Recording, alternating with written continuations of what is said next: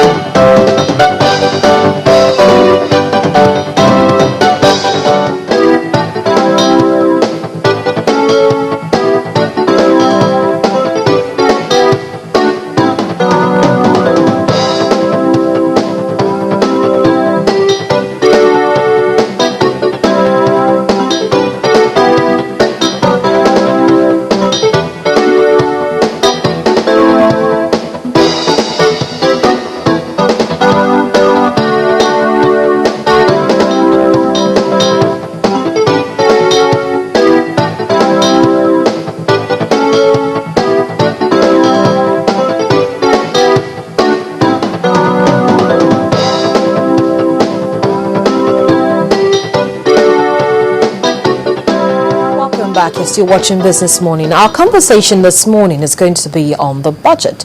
Now, we know that the budget was actually presented to the National Assembly separately by the Coordinating Minister of the Economy and Minister of Finance, Dr. Okonjo-Iweala,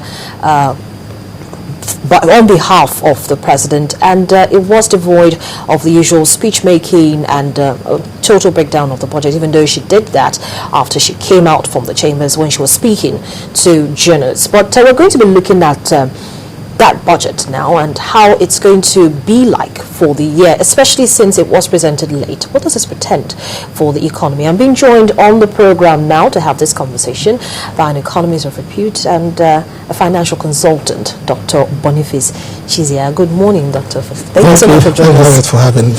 Okay. Now, everybody was not particularly pleased that that budget was presented at the time that it was presented, especially since we know that our economy is kind of peculiar since because of the situations that we have in the polity. Now, what does this portend for the economy this year, knowing that the budget was presented late last month and the National Assembly is yet to resume sitting? Well, I think that we talk about budget presentation in this country. I think it's become a culture in the sense that I don't think last year we did quite well in the sense that the National Assembly actually looked at the budget details and then gave their own go-ahead. That was before the end of the year. And for instance, like you just rightly observed, if you don't keep to the timelines for the presentation of the budget, if the presidency does not present it when he should present it, and then you have all these discussions and so on and so forth, I find that the budget itself is not ready for implementation until about maybe the end of the first quarter in the new year. And then you shouldn't expect, to make omelette start breaking eggs, in the sense that, once you start doing that, then of course you set the stage for the fact that the budget is not going to be well implemented. And one definition of madness says that you are doing something and expecting a different result. So if we keep on going this way and we keep on presenting late, then we must expect a different result in terms of budget implementation. And of course, as you did rightly observe, budget is very important for this economy. We are in a hurry, to make some progress. But then, of course, you will not make that progress if you don't show fidelity with implementing the budget. So there are lots of issues. There are issues in terms of preparation, presentation, and so on and so forth. One had thought that by now we should have a system in place whereby there be some consultation ongoing as the budget has been prepared between the National Assembly and the presidency. Which was even the reason why I think the president tried to, as early as possible, send the medium-term expenditure framework and the fiscal strategy paper earlier on, so that both houses could deliberate on this and agree. So one of the reasons why I'm guessing that the president actually, presented the budget late was because they couldn't meet on the same, same terms, especially as regards the benchmark for the oil price. But now we know that at times, most times, the reason why we seem to have a delay in the budget passage is that the executive and the legislature never totally agree on every component as contained in the budget. And so would they be thinking of putting that aside in light of the fact that they have to pass this budget as quickly as possible so that projects can begin to be executed? Well, I think that eventually it will be passed. I think that there's lots of grandstanding. I think ultimately in this country, country must consciously take a decision. Who has the responsibility for preparing the budget? I think it's very important. We must get to that. I think somebody has responsibility. Somebody has been appointed, to be the head of this government, and we have the responsibility to prepare the budget. And each time the budget goes to the National Assembly, it comes by being distorted, and then you have all sorts of issues. Now you take, say, the benchmark price of crude.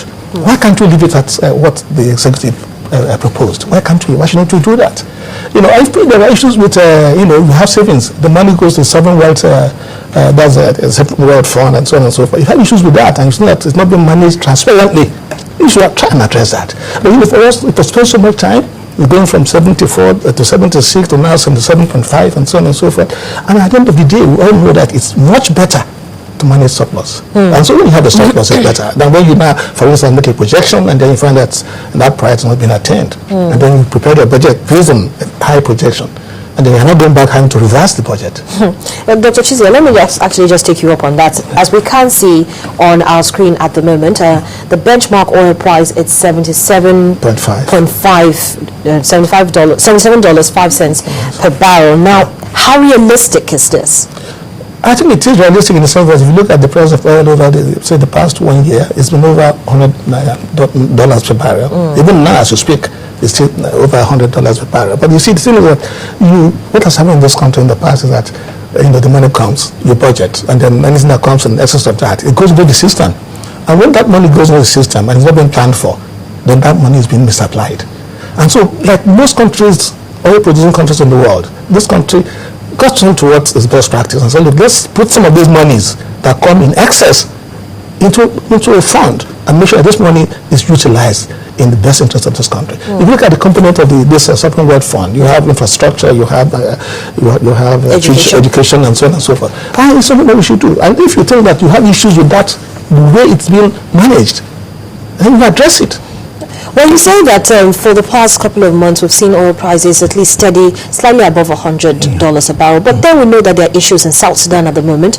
Libya as well is also having issues. And these are countries that actually contribute just as much as Nigeria does as per its own quota to OPEC's production output for the year. Now, if, for instance, let's just say if, for instance, they're not able to sort the problems that they have right now in South Sudan or Libya or any other African country, as the case may be, how is this going to affect us?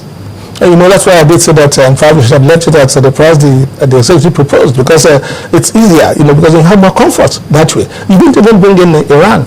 Iran is trying to have rapprochement, with the West.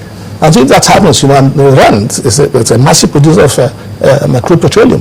And so if they come into the market, the oil market is such a volatile market, in the sense that it could be 100 and whatever it is today, and something will just happen that would upset the market suddenly.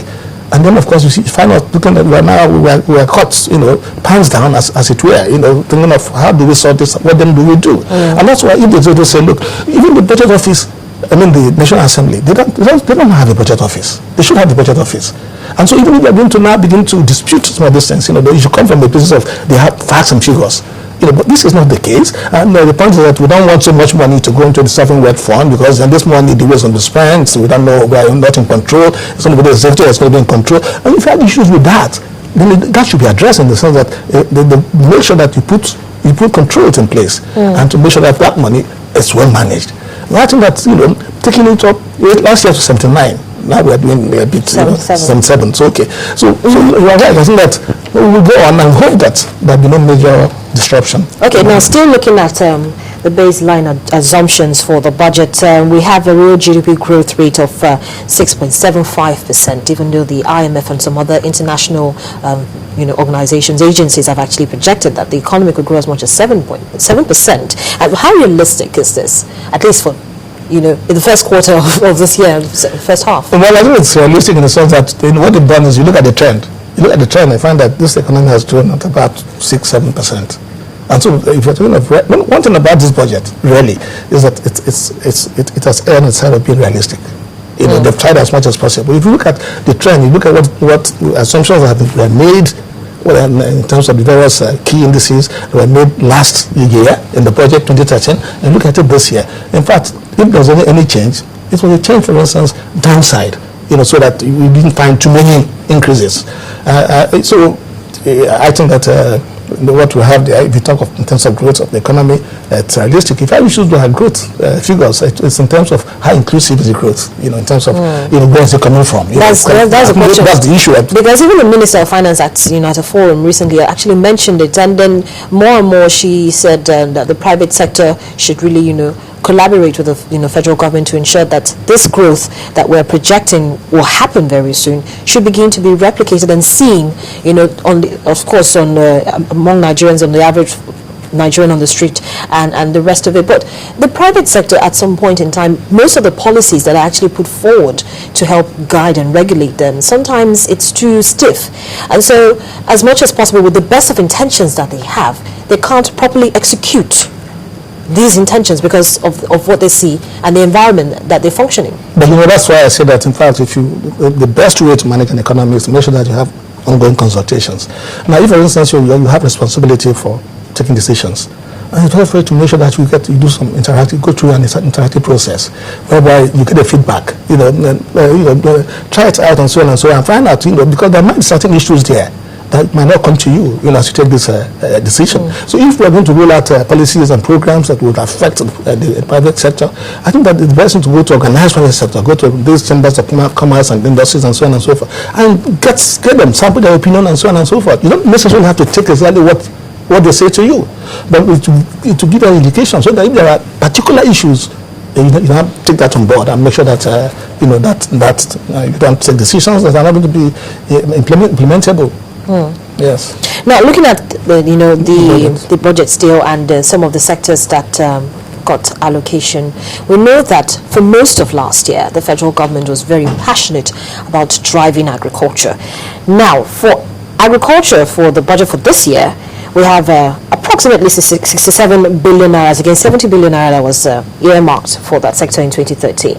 Now, we also know that this is kind of contrary to an agreement entered in the Maputo Declaration of African Leaders, where they agreed to commit not less than 10% of annual budgets in order to achieve economic growth rates. Now, my question is this: with this budget